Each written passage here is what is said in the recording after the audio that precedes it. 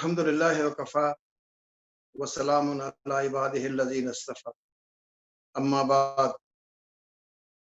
اعوذ باللہ السمیع العلیم من الشیطان الرجیم بسم اللہ الرحمن الرحیم الحمدللہ الذی علم بالقلم علم الانسان ما لم يعلم والصلاة والسلام علی النبی المحترم الذی ارسل الی العرب والعجم۔ انتہائی قابل احترام سامعین و ناظرین، آج دنیا جس دور سے گزر رہی ہے یہ یقیناً ابتلاء و آزمائش کا دور ہے، لیکن اس نے ہمارے معاشرے پر اور اس پوری دنیا پر اس وبا نے کیا اثرات چھوڑے ہیں اور اس میں ہم اپنی دعوتی سرگرمیاں کیسے جاری رکھ سکتے ہیں، آج اس موضوع پر انشاءاللہ ہم گفتگو کریں گے اور اللہ تعالی ہمارے لیے رستے آسان کرے گا۔ دیکھیے، جس طرح ساری دنیا گلوبلائزیشن میں جا رہی تھی اور دنیا بالکل ایک گاؤں بن کے رہ گئی تھی، جہاں اس گلوبلائزیشن کے بہت سارے فوائد تھے وہیں اس کا ایک بہت بڑا نقصان یہ ہوا کہ یہ وبا بہت تیزی سے ساری دنیا میں پھیل گئی اور دنیا پر اس نے جو اثرات چھوڑے ہیں وہ مندرجہ ذیل ہیں۔ پہلی بات یہ کہ انسان نے یہ محسوس کیا کہ وہ جن بہت ساری چیزوں کو اپنی زندگی کا لازمی حصہ سمجھتا تھا، اب اسے یہ احساس ہوا کہ وہ ان کے بغیر بھی رہ سکتا ہے۔ مثلا ریسٹورنٹس میں جا کے کھانا کھانا، پارکس میں سیر و تفریح کرنا اور لازمی دفاتر میں جا کے بیٹھ کے کام کرنا، اب وہ ان ساری چیزوں کے علاوہ ان کے بغیر رہ رہا ہے۔ تو بہت ساری چیزیں جو انسان اپنے لیے ایسینشل سمجھتا تھا، آج وہ یہ سمجھ رہا ہے کہ یہ کوئی بہت زیادہ ضروری چیزیں نہیں۔ دوسری چیز،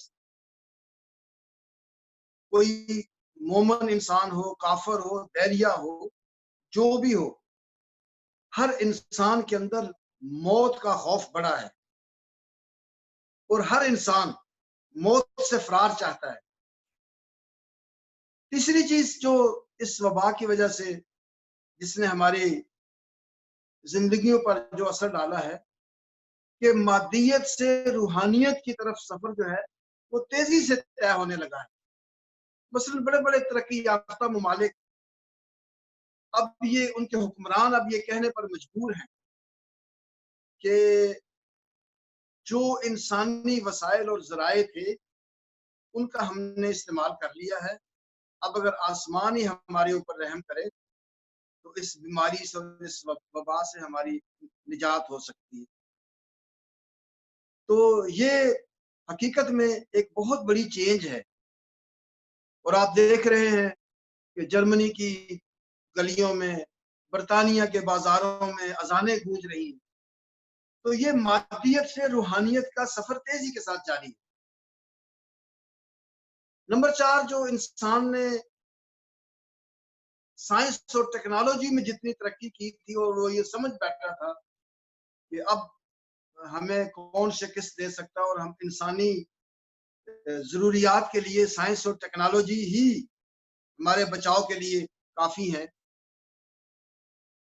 یہ بات کھل کے سامنے آ گئی ہے کہ انسانی عقل اور انسانی ذرائع وسائل، چاہے وہ سائنس اور ٹیکنالوجی کے حوالے سے ہوں، چاہے نئی ایجادات کے حوالے سے ہوں، اس حوالے سے انسانی زندگی کے بچاؤ کے حوالے سے بہت ہی محدود ہیں۔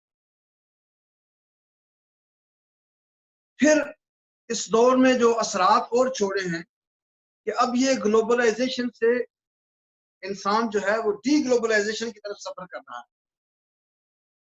یعنی پہلے آپ دیکھ لیں، دفاع، کلچر، ٹریڈ، یہ سب گلوبل ہو گیا تھا، اب اس کا رد ہو رہا ہے، اس لیے کہ یہ محض ایک نعرہ تو ہو سکتا ہے مگر اس میں اتنی طاقت نہیں ہے گلوبلائزیشن میں کہ یہ انسانی زندگیوں کو بچا سکے، اور یہ تو اس حوالے سے یہ ڈی گلوبلائزیشن کی طرف یہ دنیا جا رہی ہے۔ پھر ایک اور رجحان ساری دنیا میں تھا کہ لوگ دیہاتوں کو چھوڑ کے شہروں کی طرف آ رہے تھے، جسے عام فہم الفاظ میں اربنائزیشن کہا جاتا ہے۔ اب یہ سوشل ڈسٹینسنگ اور اس کی وجہ سے انسان نے یہ دیکھا کہ دیکھیں ہمیں بڑی صاف فضا چاہیے، اور صاف فضا دیہاتوں کے سوا کہیں نہیں مل سکتی۔ شہروں میں پولوشن ہے، جو دیہی زمین تھی جس سے فصل حاصل کی جاتی تھی اس کے اوپر بڑی بلند و بالا عمارتیں بننا شروع ہو گئی ہیں، اور وہ جو ہمیں سوشل ڈسٹینسنگ بھی چاہیے تھا اور بڑی صاف اور شفاف ہمیں فضا چاہیے، وہ شہروں میں اویلیبل نہیں ہے۔ تو اس لیے یہ ڈی گلوبلائزیشن کے ساتھ ساتھ یہ ڈی اربنائزیشن کا بھی پروسیس بڑی تیزی سے جاری ہے۔ اس وبا کے نتیجے میں ریاستوں کی ناکامیاں بھی ابھر کر سامنے آئیں۔ مثلا اس دنیا میں جو سب سے زیادہ ترقی یافتہ اور چاند کیا مریخ تک پہنچنے والے جو لوگ تھے وہ امریکہ اور یورپی ممالک تھے۔ یہ اس کی واضح مثالیں ہیں کہ انہوں نے اپنی ترقی میں، تحقیق کے شعبے میں اور سارے آلات میں جو بھی ٹیکنالوجی کے ہو سکتے ہیں انہوں نے بہت زیادہ انویسٹ کیا تھا، مگر یہ ساری چیزیں ان ریاستوں کی ناکامی کو ظاہر کر رہی ہیں۔ اور اگر آپ آج کل خبریں سنتے ہیں تو آج کل سب سے زیادہ مرنے والوں کی تعداد امریکہ میں ہے، پھر فرانس، برطانیہ، اٹلی، اسپین آتے ہیں، اور یہ وہ ممالک ہیں جو اپنے آپ کو بہت ہی ماڈرن کہتے ہیں، بہت ہی ترقی یافتہ کہتے ہیں اور بہت ہی ایجادات کے موجد سمجھتے ہیں۔ ایک اور چیز جو اس وبا کے نتیجے میں اس دنیا میں آئی ہے وہ تعصبات اور نفرتوں کے اندر اضافہ ہوا ہے۔ مثال کے طور پر آپ امریکہ ہی کو لے لیں، وہاں جن کی شکلیں بھی انسانوں کی کورینز اور جاپانیز کی طرح ملتی تھیں، لوگوں نے یہ سمجھنا شروع کیا کہ ان کے کھانوں کی وجہ سے یہ وبا پھیلی ہے، یہ سانپ کھاتے ہیں، یہ کتے کھاتے ہیں، تو انہوں نے امریکہ کے کئی شہروں میں انہیں زد و کو کیا اور انہیں مارا پیٹا۔ اب اس وقت چونکہ میں خود امریکہ میں بیٹھا ہوں اور جو صورتحال یہاں پہ ہو رہی ہے وہ یہ ہے کہ اب کالے اور گورے کے درمیان جو تفریق بڑی ہے، اور روز بروز ان کے ہر شہر کے اندر ہنگامے ہو رہے ہیں، لوٹ مار جاری ہے، اور یہ وبا یہاں سے نکل کے برطانیہ تک پہنچی ہے، اب اور کسی یورپی ملک میں جائے گی۔ پھر ایک اور چیز جو اس وبا کے نتیجے میں ہمارے سامنے آئی ہے کہ وہ جو کم ترقی یافتہ ممالک تھے ان میں غذا کی کمی کی وجہ سے انسانی جانیں ضائع ہونا شروع ہوئی۔ خلاصہ یہ ہے کہ دنیا کو ایک بہت بڑی آزمائش کا سامنا ہے، لیکن آپ جانتے ہیں مومن کو اللہ تعالیٰ نے سب سے پہلے بتا دیا تھا وَلَنَبْلُوَنَّكُمْ بِشَيْءٍ مِّنَ الْخَوْفِ وَالْجُوعِ وَنَقْصٍ مِّنَ الْأَمْوَالِ وَالْأَنفُسِ وَالثَّمَرَاتِ وَبَشِّرِ الصَّابِرِينَ الَّذِينَ إِذَا أَصَابَتْهُم مُّصِيبَةٌ قَالُوا إِنَّا لِلَّهِ وَإِنَّا إِلَيْهِ رَاجِعُونَ۔ دیکھیے کیسا مومن کو پہلے خبردار کر دیا گیا، دیکھو ہم تمہیں خوف سے، بھوک سے، جان اور مال کے نقصانات سے، رزق کے نقصانات سے ہم تمہیں آزمائیں گے۔ اس میں تم نے کیا کرنا ہے؟ ہمارا رد عمل کیا ہونا چاہیے؟ قرآن کہتا ہے وَبَشِّرِ الصَّابِرِينَ، صبر اور استقامت۔ کس کے ذریعے؟ قَالُوا إِنَّا لِلَّهِ وَإِنَّا إِلَيْهِ رَاجِعُونَ، اللہ کی طرف پلٹنے کے ذریعے، صبر اور استقامت اور اللہ کی طرف رجوع کرنا، اللہ کی طرف پلٹنا، اس میں صبر بھی ہے، وہ نماز بھی ہے، اس میں روزہ بھی ہے، اور جو چیز تمہیں اللہ کے قریب کر سکتی قرآن ہے، آپ ان چیزوں کی طرف پلٹیں۔ اور پھر سب سے بڑی چیز خدمت خلق ہے۔ تو ان حالات میں ہمارا کیا رویہ ہونا چاہیے قرآن و حدیث کی روشنی میں؟ تو پہلی چیز میں یہ کہوں گا کہ ہمیں حالات و واقعات سے اور اس وبا کے اسباب سے آگاہ ہونا چاہیے۔ یہ محض ہمیں ری ایکٹیو بن کے کام نہیں کرنا، بلکہ پرو ایکٹیو ہو کے کام کرنا ہے۔ حالات کے ساتھ ساتھ اجتہاد کے ذریعے نئی دنیا اور نئے نظام کو فیس کرنا ہے۔ ہمارے جو مستقل اصول ہیں اور جو ہمارا نصب العین ہے وہ نہیں بدلے گا۔ گویا ہم تطہیر افکار اور تعمیر افکار کا عمل جاری رکھیں گے، مگر ذرائع تبدیل ہوں گے کہ یہ ہماری دعوت جو ہے یہ تطہیر افکار والی اور تعمیر افکار والی، اس کے ذرائع کیا ہوں گے؟ اس میں ای میل آ سکتا ہے، اس میں زوم آ سکتا ہے، اس میں اسکرین آ سکتی ہے، اس میں سوشل میڈیا آ سکتا ہے، ہمارے اجتماعات، ہماری تربیت گاہیں، ہمارا لوگوں سے ملنا سب ہوگا، مگر انکنونشنل طریقے سے۔ پہلے جو کنونشنل اور عام طریقے ہم استعمال کرتے تھے، جا کے بیٹھتے تھے، محفلیں لگاتے تھے، اب یہ سب انکنونشنل طریقے۔ پھر دعوت کے ذرائع میں جو سب سے زیادہ متاثر کرنے والا اور لوگوں کے دلوں کے بند دروازوں کو کھولنے والی چیز ہے وہ خدمت خلق ہے۔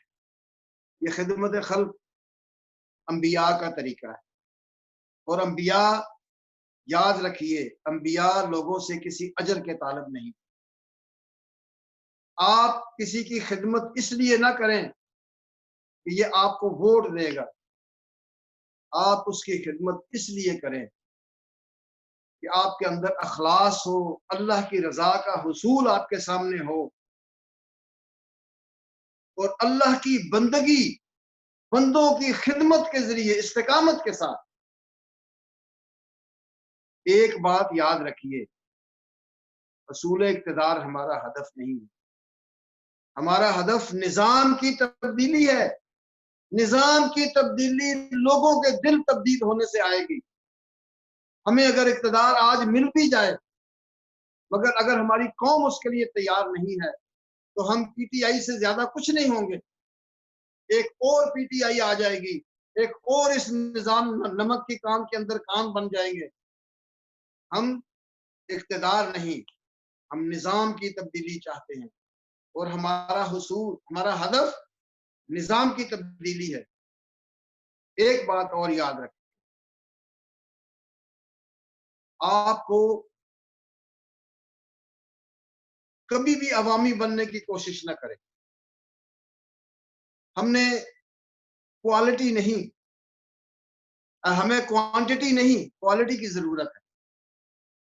آپ مولانا مودودی کی ویڈیوز آپ کے سامنے آ رہی ہیں، بہت سارے ایسے لوگ ہیں جنہوں نے انہیں کئی بار سنا ہے۔ مولانا مودودی کبھی عوامی نہیں، کبھی انہوں نے میز پر مکہ مار کے بات کی، ہاں، علمی اور عقلی دلائل کے ساتھ بڑے ٹھوس طریقے سے بات کی، اور ہمیں بھیڑ جمع نہیں کرنی، ہمیں کردار والے لوگ جمع کرنے، وہ کیسے ہوں؟ یہ جو ہمارے خدمت کے کارکن ہیں، اگر یہی مرجع خلائق بن جائیں جو کہ ہماری ضرورت ہے۔ یہ مرجع خلائق کیا ہوتا ہے؟ یہ ایسے لوگ ہوں جن کے پاس آپ جا رہے ہیں، ان سے آپ کا رابطہ نہ ٹوٹے، جہاں جہاں پہاڑوں میں، نالوں میں، جنگلوں میں، چرچوں میں، مندروں میں جہاں جہاں آپ پہنچے ہیں، آپ کا رابطہ ان کے ساتھ ٹوٹنا نہیں چاہیے۔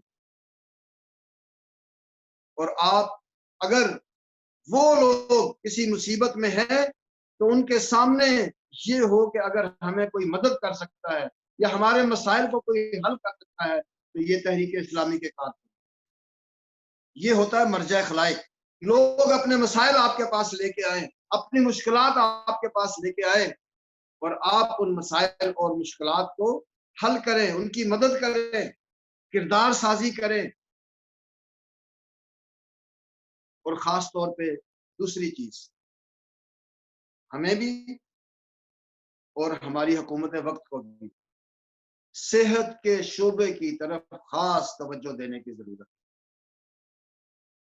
اس میں پہلے ہماری ریاست کو محض میزائل اور ہتھیار نہیں چاہیے، اب صحت کی طرف خاص توجہ دینی ہوگی، طبی صحت کی طرف بھی، روحانی صحت کی طرف بھی، دینی صحت کی طرف بھی، ہر قسم کی صحت، اس کی طرف ہمیں خاص توجہ دینی ہوگی۔